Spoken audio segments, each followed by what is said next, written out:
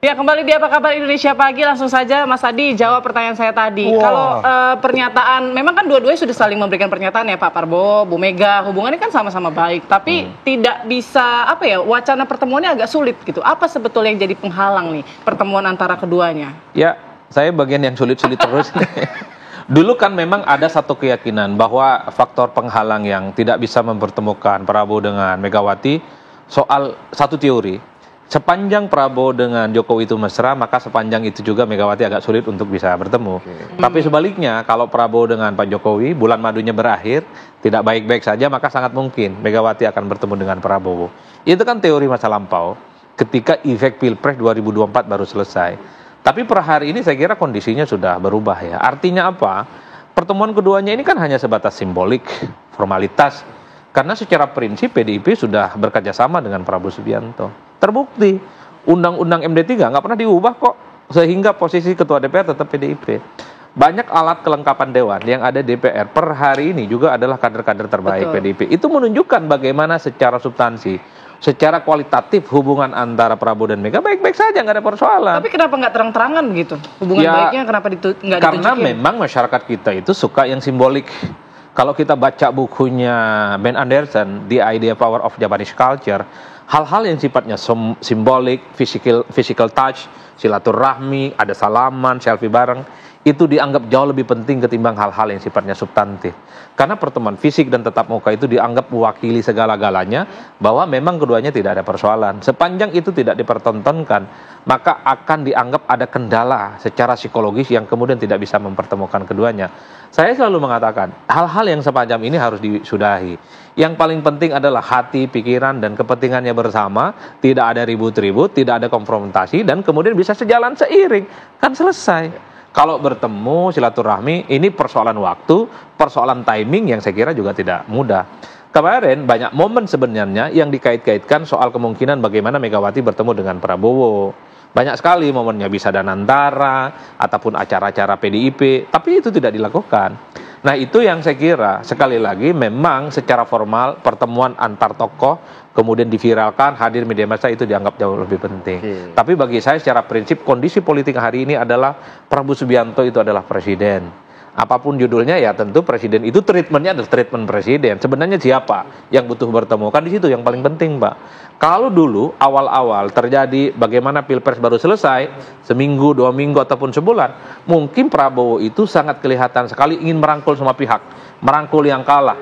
Nasdem dirangkul, PKB dirangkul, PKS dirangkul, siapa lagi? Semua dirangkul. Karena saat itu memang Prabowo itu ingin bikin border yang kuat.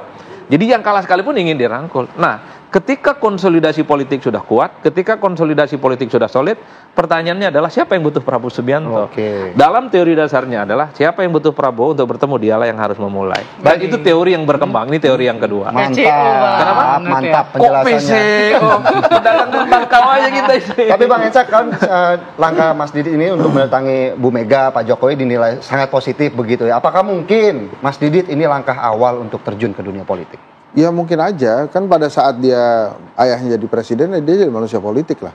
Semuanya begitu gitu. Jadi nggak perlu ada denial dari itu, ya otomatis sudah jadi manusia politik. Dan yang paling penting dari pertemuan kemarin, ini kalau balik lagi ya, Putri, bahwa cocok nih. Gestur penerimaannya kan bagus sekali, hangat.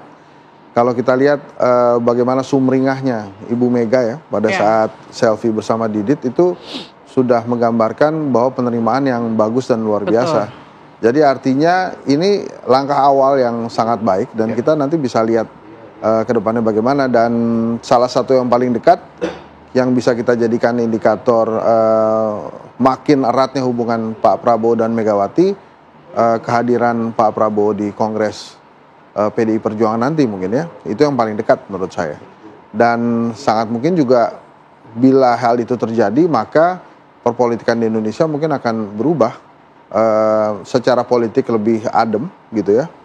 Tapi nggak tahu tentang demokrasinya nanti gimana gitu. Karena semuanya kan sudah berada di dalam rangkulan Pak Prabowo. Positif pasti, adem ayem semuanya, sehingga program-programnya bisa dilaksanakan dengan baik, tapi tetap saja dalam sebuah negara demokrasi perlu ada check and balance yang kuat. Jadi gestur positif Ibu Mega, gestur positifnya Puan, gestur positifnya Mas Didit, pasti juga Pak Prabowo juga mendengarkan hal positif dari laporan-laporan yang disampaikan oleh Pak Prabowo. Kan pasti kan nanya, Dit, tadi gimana? Aman Pap gitu ya. Pap, manggilnya aman Pap ya? aman pi. Aman Pi ya. Pi. Jadi sama presiden lah, nanti dia laporkan. Jadi semuanya oke. Nanti kita tinggal lihat aja imbas positif dari sini apa. Mudah-mudahan pasar juga melihat hal yang positif dari sini, sehingga ini kan jagonya ekonomi nih, IHSG-nya bisa melambung lagi naik, kemudian rupiah kita juga semakin kuat gitu ya. Mas Didit, ini saat ini jadi spotlight ya, bisa kita bilang begitu ya. Kalau misalnya terjun ke dunia politik, apa kira-kira yang menjadi pembeda nih? Anak presiden yang satu ini nih agak berbeda nih dibandingkan anak-anak presiden yang lain. Nggak, Mas Didit melaksanakan banyak sekali gestur politik ya, berbeda. Misalnya dengan Mas Gibran kan di awal-awal kan Pak Jokowi bilang ini nggak akan masuk ke politik. Mas Gibran juga awal-awal saya nggak tertarik dengan politik. Tapi Mas Didit tanpa harus berkata-kata dia melaksanakan tindakan-tindakan politik, gestur-gestur politiknya juga baik. Dan itu kan sebetulnya wajar saja, namanya anak presiden kemudian bergerak di bidang politik, itu menurut saya tidak ada yang salah dari situ. Dan tadi pertanyaan baik tuh, yang membedakan antara Mas Didit dengan yang lain gimana? Dia mau memulai, gitu ya. Pertama kali ngumpulin anak presiden, Mas Didit, gitu ya. Bahkan dari presiden pertama ada tuh perwakilannya, gitu ya. Terus kemudian pertama kali berkunjung nih kepada presiden-presiden lain juga Mas Didit. Bahkan secara komunikasi dia baik-baik aja dengan semuanya. Itu hal-hal positif dalam politik yang bisa dilakukan. Nanti tinggal tunggu momentum aja. Curiga Jan Etes nih ngumpulin cucu-cucu presiden nih nanti. Kayaknya nanti. Depannya. Oh ya bisa jadi kecil. Kan Putri lebih mengenal Jan Etes. saya belum ketemu. Terakhir mungkin Mas Adi singkat saja, gimana pembedanya Mas Didit ini mungkin akan seperti apa kalau dia terjun ke dunia politik? Kalau kita membaca Indonesia itu adalah miniatur Jawa, seperti yang saya kutip tadi dari bukunya Ben Anderson. Karena memang dalam praktiknya budaya politik kita adalah budaya politik Jawa. Itu nggak bisa dibantah.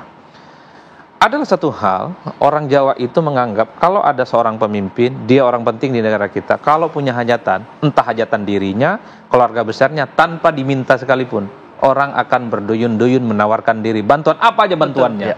Mulai dari A sampai Z. Kalau Mas Didit juga terjun ke politik, rasa-rasanya bantuan itu tanpa diminta pun akan datang dari berbagai tempat dan dari berbagai kalangan. Itu politik kita. Jangankan presiden, untuk ukuran gubernur, bupati, ya, anak menteri. Kalau anak-anaknya mencalonkan diri sebagai pejabat publik, semua datang menawarkan apa yang bisa dibantu, apa yang bisa diukur, dan apa yang kemudian bisa dijadikan sesuatu yang dianggap sebagai endorsement untuk memenangkan sebuah pertarungan. Ini politik kita. Ini kalau Mas Didit ngomong nonton seneng nih pasti kan. Tapi di kita begini, kenapa misalnya ada kekisruhan yang terkait dengan Pak Presiden sebelumnya? Karena ada kecenderungan di kita itu sebisa mungkin anak-anak presiden yang sedang berkuasa untuk dijauhkan dari unsur-unsur politik. Kenapa begitu? Ya karena ini kan dianggap sebagai upaya untuk memberikan equal treatment. Jikapun berpolitik nanti setelah tak lagi jadi presiden. Karena pelakuan yang istimewa itu yang kemudian seakan-akan mendapatkan kritik. Tapi di seberang yang lain kan juga banyak yang apresiasi, yaitu menghalangi hak politik orang. Mau ketika bapaknya sedang berkuasa, sedang menjabat, sedang jadi presiden, boleh aja dong. Yang penting dilakukan dengan cara-cara demokratis dan terbuka. Katanya begitu, tergantung bagaimana posisi kita.